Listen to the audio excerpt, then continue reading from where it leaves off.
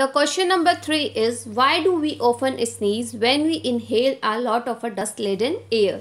So what happened कि कई बार क्या होता है कि हमारे आसपास का जो बेसिकली एटमॉस्फेयर होता है या एयर होता है वो बहुत ही डस्टी होता है.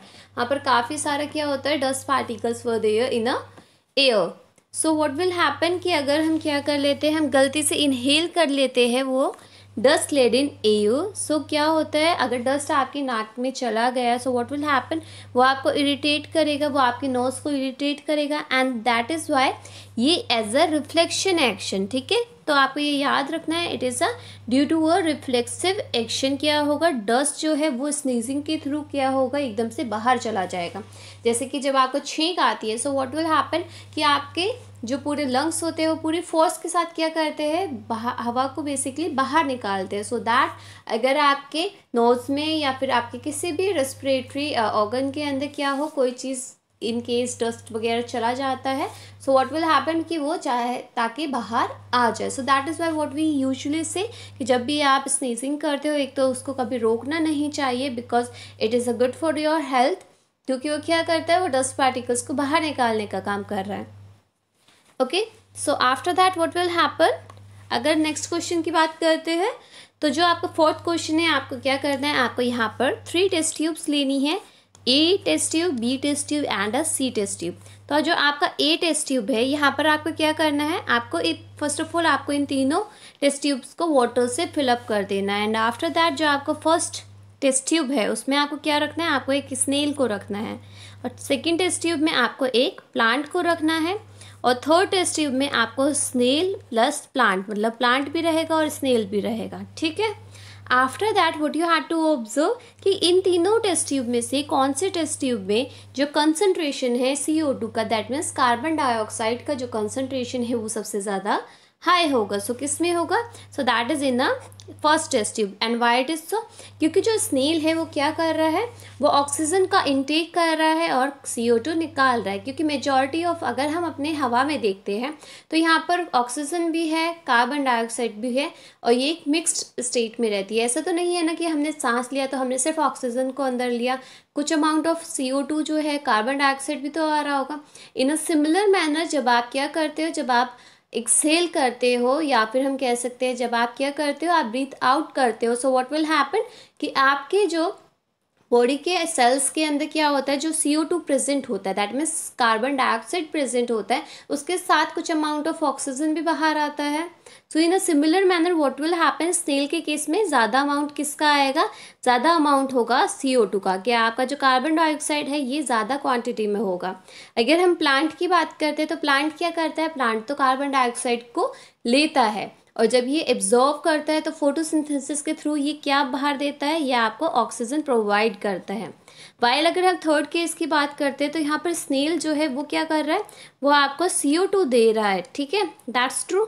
बट जो प्लांट है वो क्या करता है, वो CO2 को एब्जॉर्व कर लेता है. तो जो स्नेल ने अपना CO2 दिया, मतलब एक्सक्रीट आउट किया, एक्सेल किया, वो किसने यूज़ कर लिया, वो आपके प्लांट ने बेसिकली यूज़ कर लिया. अब प्लांट ने यूज़ किया, सो आफ्टर दैट इसने क्या दिया, प्लांट ने एंड प्रोडक्ट क्या दिया, उसने ऑक्सीजन निकाला, और ये ऑक्सीजन जो है ये स्नेल यूज़ कर लेगा. सो यहाँ पर क्या हो रहा है, यहाँ पर ये इंटरचेंजेबली यूज़ कर रहे हैं. जो स्नेल निकाल रहा है CO2 वो प्लांट यूज़ कर रहा है, और जो प्लांट ऑक्सीजन दे रहा है उसको स्नेल यूज़ कर रहा है. तो यहाँ पर जो क्वांटिटी है CO2 की कम हो जाती है comparatively to a first test tube. तो इसलिए हमारा जो फर्स्ट टेस्ट ट्यूब है, दैट मीन्स जो हमारा स्नेल है टेस्ट ट्यूब के अंदर, उसका जो कंसंट्रेशन है वो सबसे ज़्यादा हाई है.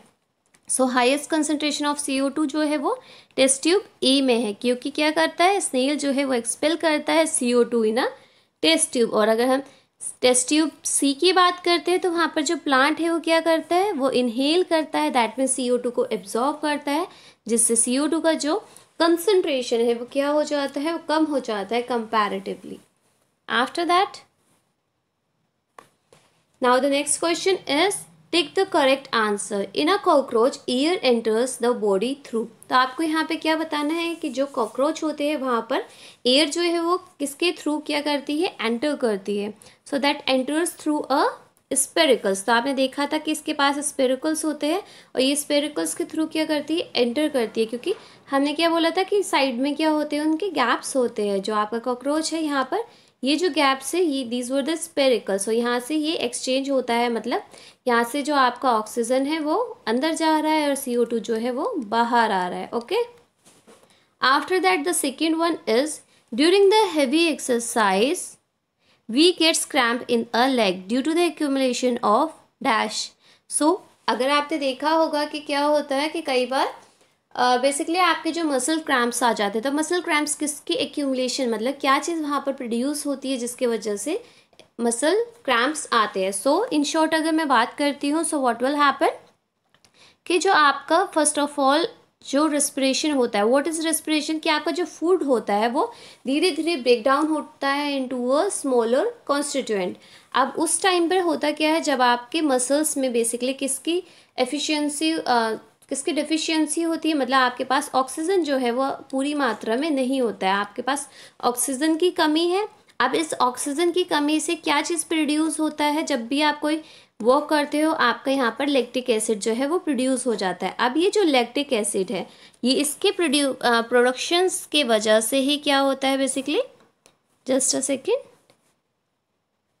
कि जो आपका लैक्टिक एसिड यहाँ पर प्रोड्यूस हो रहा है, इसकी वजह से क्या होता है, आपको मसल क्रैम्प्स की बेसिकली प्रॉब्लम आती है। ठीक है, so the answer is the second one, that is the lactic acid. After that the third question is normal range of breathing rate per minute in an average adult person is at rest is, कि जो normal range होता है आपका breathing rate का वो पर minute कितना होता है, तो हमने ये ऑलरेडी पढ़ा था कि दैट इज़ द 15 to 18 होता है ऑन एन एवरेज पर्सन का। After that the D1 is during exhalation, जब आप क्या करते हो, आप सांस छोड़ते हो, बाहर पर ब्रीथ आउट करते हो, तो जो आपके रिब्स होते हैं वो कैसे मूव करते हैं, वो डाउनवर्ड मूव करते हैं। डाउनवर्ड क्यों मूव करते हैं, बिकॉज जब आप क्या करते हो, जब आप बेसिकली हमने क्या देखा था कि जब आपने इनहेल किया, मतलब सांस अंदर लिया, तो आपके यहाँ पर जो लंग्स है वो क्या किए, वो एज अ बैलून की तरह वो फूल गए एकदम से। अब वो फूले तो उसकी वजह से जो आपके यहाँ पर रिब्स थे वो क्या किए, वो बाहर की तरफ मूव करते हैं। तो जैसे ही यहाँ पर ये श्रिंक हुए, दैट मीन्स आपने क्या किया, आपने जब सांस छोड़ा तो ये इनका जो साइज़ है वो कैसा हो गया, वो छोटा हो गया। अब छोटा हो गया तो आपके जो रिब्स है वो क्या किए, वो थोड़ा सा डाउनवर्ड मूव करने लगे। ओके, और जो आपका डायफ्राम होता है, अगर आपको ध्यान रखना, तो जब हम इनहेल करते हैं, मतलब सांस अंदर लेते हैं, तो आपका डायफ्राम जो है वो क्या करता है, वो नीचे की तरफ मूव करता है, मतलब इट गोस डाउनवर्ड। और जब आप क्या करते हो, जब आप सांस को छोड़ते हो, मतलब अगर आप एक्सहेलेशन की प्रोसेस में देखते हो, तो यहाँ पर डायफ्राम जो है वो कैसे मूव करेगा, वो अपवर्ड मूव करता है और रिब्स जो है वो डाउनवर्ड मूव करते हैं। So here in this question what will happen कि जो आपके रिब्स होते हैं, जो आपके रिब्स हैं वो क्या करते हैं, वो डाउनवर्ड मूव करते हैं, और जो आपका डायफ्राम होता है वो आपका अपवर्ड मूव करता है। कब, जब एक्सहेलेशन का प्रोसेस हो रहा होता है।